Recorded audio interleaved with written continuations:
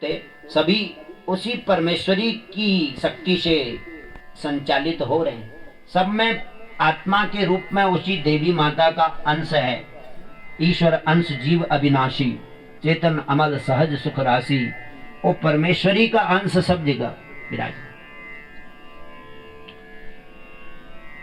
अब यहाँ पर चर्चा है कि श्रोता वक्ता ज्ञान निधि, कथा राम की गूढ़, किम समझो मैं मंदमती, कलिमल ग्रसित विमूढ़।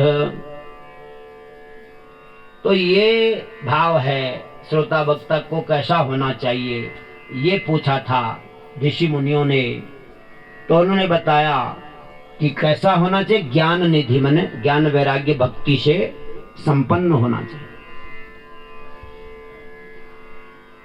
और कहानी पर ज्यादा ध्यान नहीं, बल्कि कहानी की जो वाणी है, सार है, उस सार को लेना चाहिए। सार सार को गही रहे, थोता दे उड़ाए। कहानियां ज्यादा हमने नहीं रटी हैं, लेकिन कहानियों के सार पर ध्यान देने का प्रयास कर रहे हैं।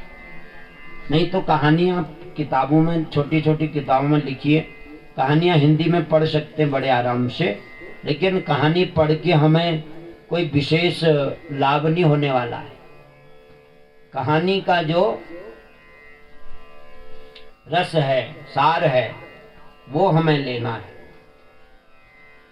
तो यहाँ बहुत वर्णन किया, बटुकम क्षेत्रपालम च योगिनी मातृकास्तथा, तुलसीं चापि संपूज्य गृहान विष्णुं च शंकरम। तो इन सब देवों का पूजन करना चाहिए। देवी माता के जो मुख्य गण हैं, हनुमान जी और बटुक भैरव जी, उनका पूजन करना चाहिए। और योगी, उस परमेश्वरी की कुछ योगिनी रूप हैं, जो 64 योगिनियां कही जाती हैं।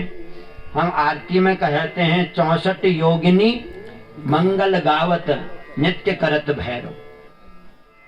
कई लोग आरती में बोलते हैं, लेकिन वो कहते हैं 64 योगिनी गावत। गावत नहीं, उसके साथ मंगल शब्द भी जोड़ना चाहिए। वैसे संत लोग कहते हैं। क्यों जोड़ना चाहिए? क्योंकि योगिनियों का एक भयंकर रूप भी है, और उस भयंकर रूप में जब वो गाती हैं तो प्रलय हो जाता है। भयंकर गाती हैं वो, फिर मतलब जिसको कहते हैं प्रलयकालीन गायन, उससे भय उत्पन्न होता है। इसलिए हम लोगों को चाहिए कि हम मंगल शब्द उसमें जोड़ दें, ऐसी आदत बनाई जाए।